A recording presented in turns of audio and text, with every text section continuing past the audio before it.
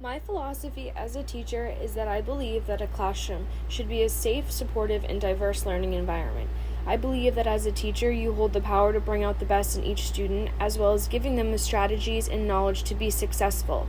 I also believe that as a teacher, you can create an environment where students can learn to appreciate themselves as the diverse and unique individuals that they are. I strive to create a world full of kind hearted, caring, compassionate, and ambitious human beings. When I was looking through the Educational Philosophies article, I came to the conclusion that my philosophy is progressivism.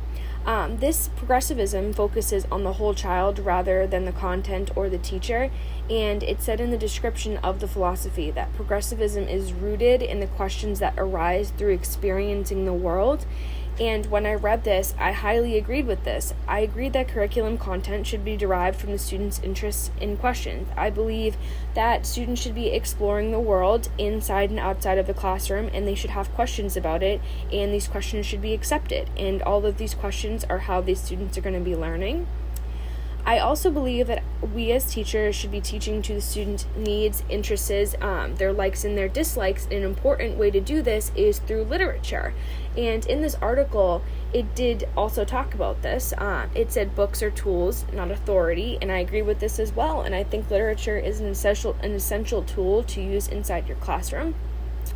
As important as teaching math, science, social studies, art, all of those subjects are incredibly important, but I do believe that teaching students about kindness, confidence, diversity, teaching them about the world and how to make the better place are just as important, if not more, than the content that we teach these students.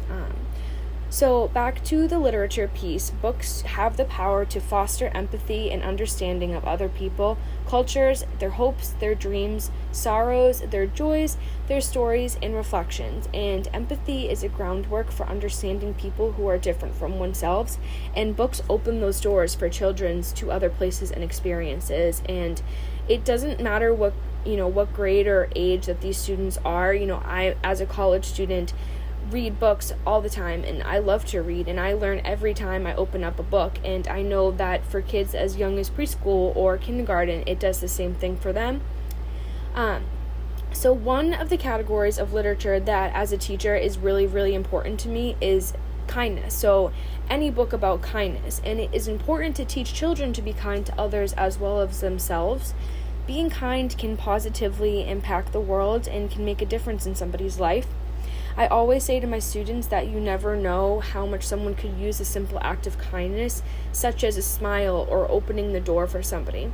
A smile or another small form of act of kindness can make a large difference in someone's life or day, and through books it can teach students and help them understand more why it is important to be kind, and it can give them ways to spread kindness or strategies to do so. So I think, books that teach students about kindness are essential. Another category that I think is essential to use literature through is diversity, and this links directly to my philosophy as a teacher and teaching students that every kid is different, and that's totally okay.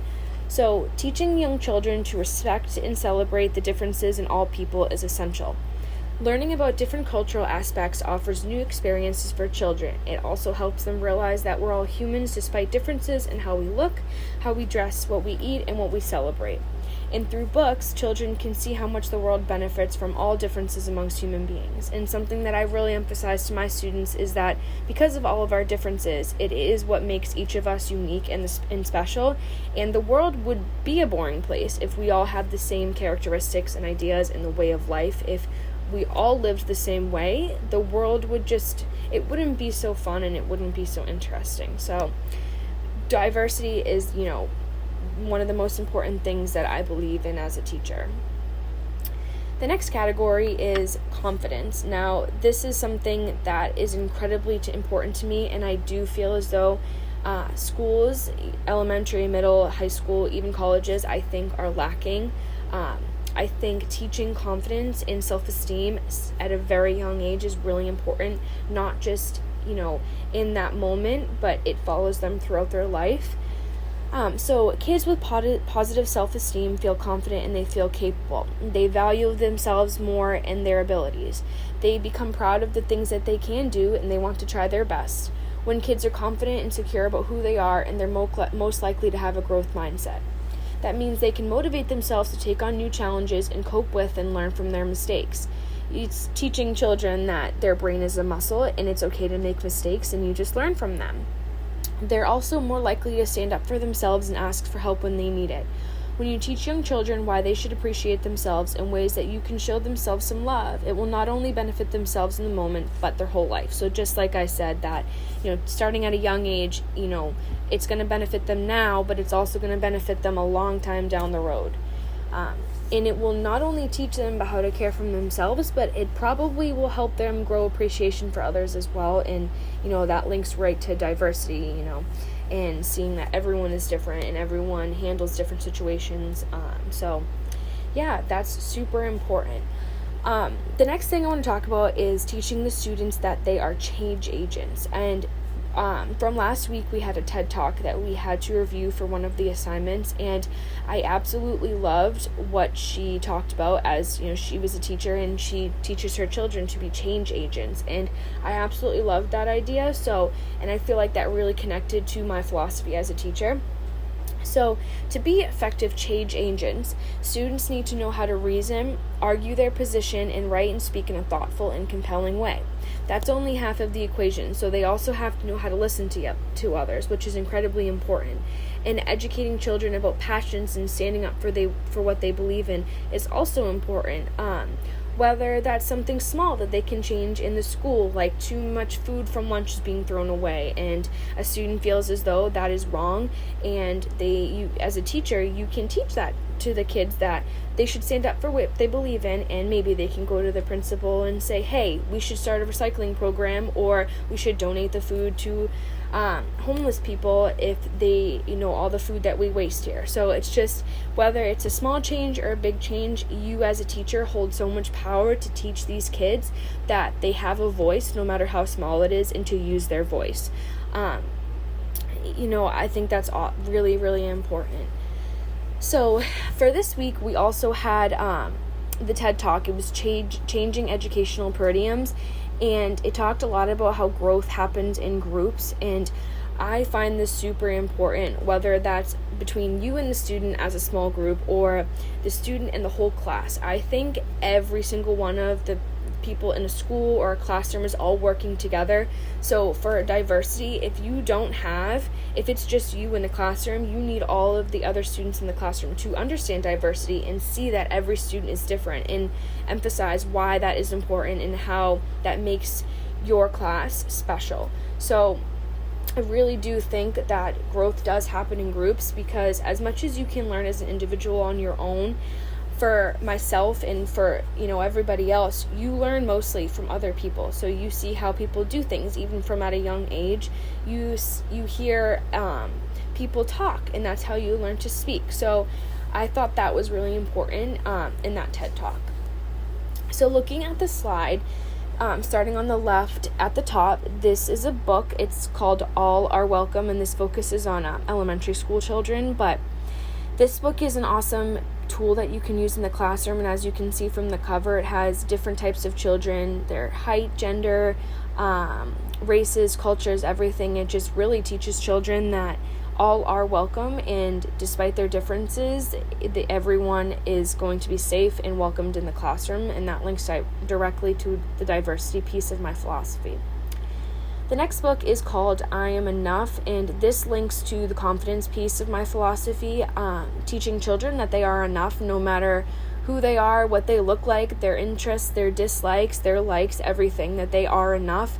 And this is something that's incredibly important to me as a human, but especially as a teacher. So the next one says, be the change you wish to see in the world, and this quote is something that I have hung up in my room for a very long time at home, and something that I have, put in the classroom because it's very important. So this goes back to being a change agent that I talked about earlier, and teaching children that they have a voice, and their voice is important no matter how small or big it is. Looking at the right side at the top, this is a picture of a person's side profile, and their brain looks like a plant. And I thought this was a really cool image because it really shows you growth mindset and how your brain it will grow, and how I think it's really important to teach children that their brain is a muscle that they can work, and it's okay to make mistakes, and they can learn from their mistakes, and that nobody is perfect. Something I always tell children is that, nobody's perfect, and that teachers even make mistakes. So even if it's something super small that I'll make a mistake about, I always make sure to point it out and be like, oh, teachers make mistakes. Is that okay? And the kids will always be like, yeah. And then I can always say like, oh, like, how do I learn from this next time? So growth mindset is incredibly important to my philosophy, and I know that as well for other people. The next one is a world, and as you can see, there's a bunch of different colored hands in there, and that, links to diversity and teaching students that no matter who you are, you can make a change in the world. So that picture is awesome, and there's a lot of different forms of that picture and different images that you can put up in the classroom that could be a really good representation of the diversity for students to see. That last picture says no act of kindness, no matter how small, is ever wasted. So this links right back to the kindness piece that I was talking about. And no matter how small, that act of kindness that you give, it can really change the world, and it's never wasted. And like I talked about, sending someone a smile, that person could have been having a really bad day, but you just smiling at them or holding the door or giving some kind words could really change their day, their week, or honestly even their year. So that's a quote that I have hung up in the classroom as well. And for the last piece of my philosophy that I wanted to talk about is toward the end, where it says be the light. And as small as this quote is, it holds a lot of power to me. This is actually something that I have tattooed on my body because it means a lot to me, like I said. And I think this quote, be the light, it's really telling, whoever's reading it, or if you're teaching this to students, is that be a bright light for other people, showing kindness, showing love, compassion, helping hand. If someone needs to talk, you can be a good listener. And so I just think this small quote holds a lot of power, and you could do a lot with this quote in a classroom. So so this is all of the stuff that I believe is incredibly important to me as a teacher, and it all is within my philosophy. So